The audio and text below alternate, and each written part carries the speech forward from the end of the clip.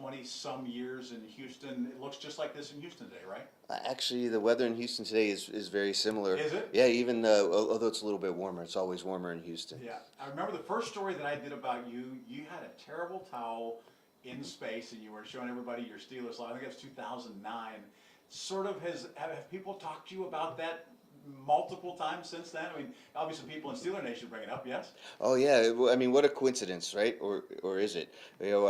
Like any other Pittsburgher, I bring my terrible towel with me everywhere you go, and I was up a commander of the space station, and yet again, Steelers went to the Super Bowl, and right before the Super Bowl, I waved it, showed it, and turns out it was upside down, so I floated around, and there you go, and then the Steelers went off to win again that Super Bowl again that year. Tell us what you're doing back in Pittsburgh this time around. Well, so the International Space Station's been up in space since 1998.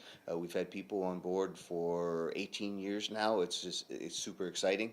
We're here with a show called Destination Station, and it shows what the space station has done for us, and it's also opening up. And Pittsburgh's a really great technological, industrial, as well as collegiate academic town, and there's a lot of research here that you could do up in space. So we're trying to drum up business for the space station to open it up to make sure that everyone across the planet, especially Pittsburgh, can enjoy what we do aboard space station. And in what way? When you say you're here to drum things up, what do you mean by that? I mean, that you're talking to people at Carnegie Mellon or at Pitt or at various research labs that are here in town? Or? Exactly. Okay. So later today, after a stop at the Children's Hospital, we're going to spend all day at Pitt and talk with some of the researchers from all over town, especially Oakland area, where it's all concentrated, and we'll show them what we do, what we can do, and answer some of their questions. How did you end up getting to be sort of a point man for this? Is it because this is a Pittsburgh stop? Is that why you're here? I wouldn't have missed it. Yeah, I'm sure.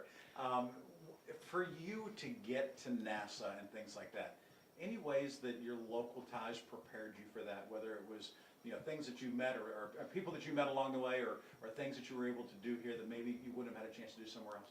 So I've been around, literally, really around the world, right? And you never know what you have until you can compare and contrast. And I'll just say this, is that the kids here and the families know it, have a great set of opportunities. And Pittsburgh focuses on family, education, and of course the science, technology, engineering, and math that we do in this city really set me up nicely to go explore. We have science centers, we have museums, we have art, we have culture, and there are so many places in such a small area for it's such a good concentration. So all the kids out there, study really hard, and the more things you know, the more opportunity you have. And we have a lot of folks from Pittsburgh who've flown in space. We have some new guys that have local ties, and I bet you there's more astronauts out there in the audience. What will your responsibility be the next couple of days, in addition to going to see some of these science labs and people who are doing that? What other things will you do? We're going to be we're going to have starting tomorrow and the next day we'll be at the Carnegie Science Center.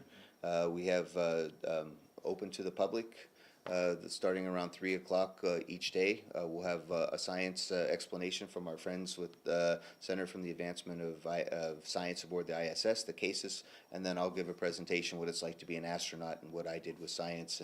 Geared toward kids or toward anybody? Well, we have some sessions earlier with some kids, and then open to the public. So here's your chance to come talk to an astronaut and find out about Area 51 and how to go to bathroom in space and all the other questions out there, because it's a joy to fly in space, and I'm grateful to my hometown for letting me have that opportunity to go fly in space, and anytime I can, I bring back and share the adventures.